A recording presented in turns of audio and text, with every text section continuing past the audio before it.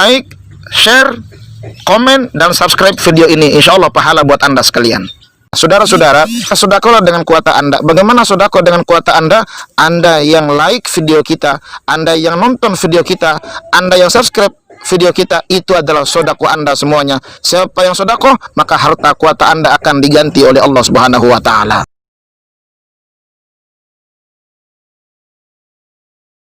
Bismillahirrahmanirrahim. Assalamualaikum warahmatullahi wabarakatuh.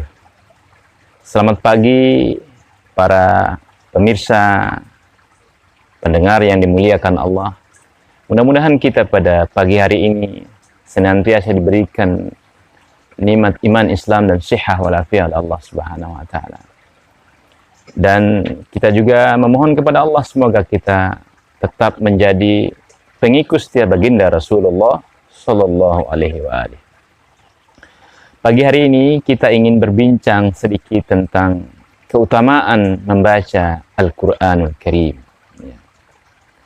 Dalam sebuah ayat di dalam Al-Quran, Allah Subhanahu Wa Taala mengatakan, "Warattilil Qur'ana tartila."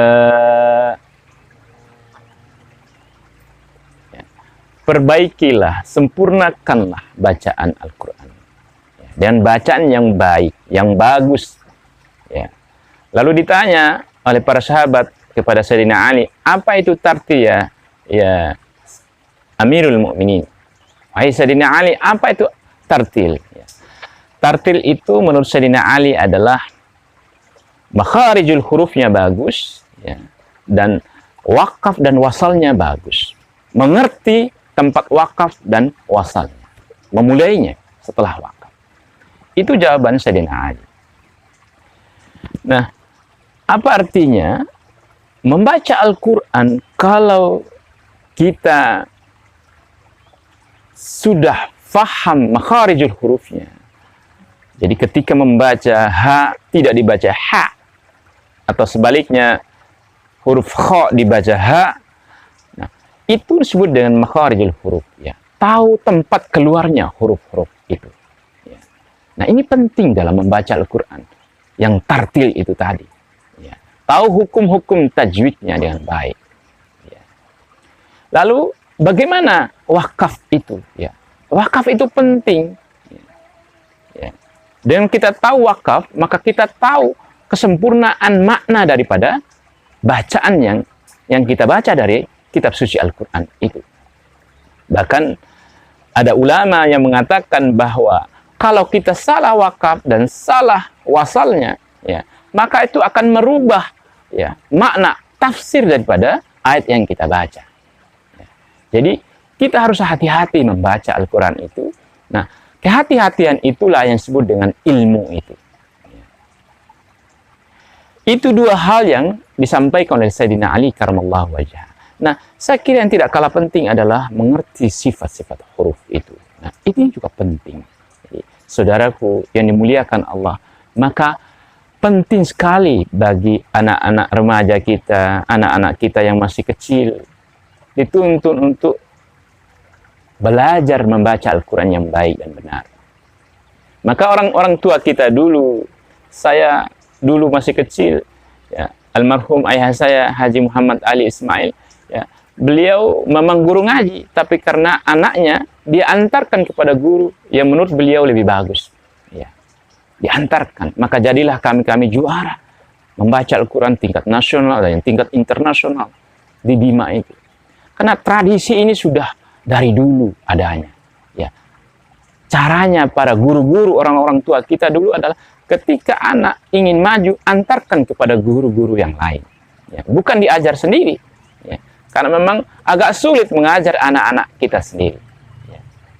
Oleh karena itu saya kira anak-anak kita di era milenial ini, ya, harus tetap belajar Al-Quran itu. Karena Al-Quran memiliki keutamaan. Ya. Al-Quran ketika dibaca, dia memberikan nilai-nilai pahala buat kita yang membaca. Ya. Bahkan menurut penelitian, orang yang membaca Al-Quran dengan suara yang keras, zahar, ya, itu akan memompa jantungnya jauh lebih bagus, lebih sempurna. Ya. pengaruhnya terhadap diri seorang yang mendengarkan baca Al-Quran itu. Maka orang-orang yang sedang gundah gulana, ya, sedang mengalami kesulitan tidur dan sebagainya, ya, maka dianjurkan oleh para ulama untuk banyak membaca Al-Quran. Kalau dia belum bisa membaca Al-Quran dengan baik dan benar, mendengarkan suara lantunan Al-Quran. Nah, ini keutamaan membaca Al-Quran itu. Kalau kita merefer kepada satu buah hadis baginda Rasulullah SAW yang berbunyi, Iqra'ul Qur'ana fa innama ya'ti yaumal qiyamati syafi'an li ashabi. Ya. Bacalah olehmu, wahai umatku, kata baginda Rasulullah SAW, ya, Al-Quran itu. Karena Al-Quran itu akan menjadi syafaat bagi orang-orang yang senantiasa menjadi sahabatnya. Apa itu sahabat Al-Quran? Ya, yaitu orang ana al-laili wa ana an-nahar. Itu orang yang selalu membaca Al-Quran saban hari, saban malam. Tidak pernah berhenti dia mengkaji Al-Quran itu. Tidak hanya membaca, ya, tapi mendarasnya dengan baik. Ya, dia belajar memaknainya, menterjemahnya, juga belajar menafsirkannya dengan baik. Tentu dengan ilmu-ilmu alatnya. Nah, orang-orang seperti ini, inilah yang akan mendapatkan keutamaan, mendapatkan syafaat yang dijanjikan oleh Rasulullah SAW. Dari mana syafaatnya? Dari Al-Quran yang dia baca. Allah Subhanahu wa Ta'ala. Luar biasa orang-orang yang membaca Al-Quran dengan istiqamah itu. Ya. Jangankan 30 juz membacanya, membaca suratul Ikhlas rutin saja, itu memiliki keutamaan di hadapan Allah Subhanahu wa Ta'ala. Maka oleh karena itu, untuk anak-anak kita yang remaja, yang hidup di era milenial ini, ya, belajarlah Al-Quran itu, hai anak-anakku yang dimuliakan Allah. Belajarlah, datanglah kepada guru-guru kalian. Belajarlah Al-Quran dengan baik. Karena Al-Quranlah menjadi temanmu di kala kesunyian di alam kubur kelak. Dialah menjadi teman setiamu. Maka semakin banyak kita membaca Al-Quran, semakin banyak juga kita akan mendapatkan keutamaan dari Al-Quran yang kita baca. Bahkan dia, Al-Quran itu akan menjadi teman kita yang sangat setia di dalam alam kubur nanti. Dikatakan bahwa satu malam, satu hari dalam alam kubur itu sama dengan 1000 tahun lamanya di dunia. Masya Allah. Setengah hari di alam kubur itu sama dengan 500 tahun lamanya di dunia. Pertanyaannya, apakah ada di antara kita sekalian ini yang hidupnya atau umurnya yang diberikan oleh Allah 500 tahun, 1000 tahun? Tidak ada. Itu zamannya Nabi Nuh alaihissalatu wassalam. Atau nabi-nabi sebelumnya, umurnya yang sangat panjang. Tapi umatnya baginda Rasulullah SAW sudah dibatasi. Ya. Ada maksimal 63 tahun.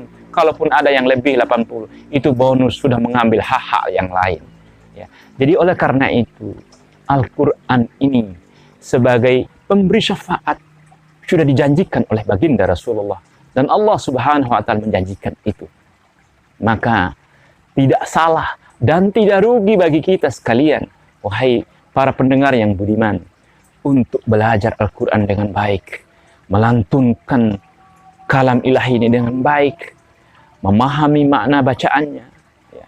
Lalu kemudian kita belajar menerapkannya dalam kehidupan kita sehari-hari. Mudah-mudahan apa yang saya sampaikan yang sekelumit ini ada manfaatnya buat kita sekalian. Terima kasih atas perhatian para pendengar yang dimuliakan Allah.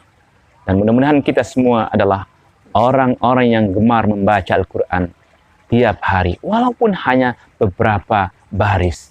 Dan itu insya Allah akan memberikan kemuliaan buat kita sekalian. Terima kasih. Assalamualaikum warahmatullahi wabarakatuh.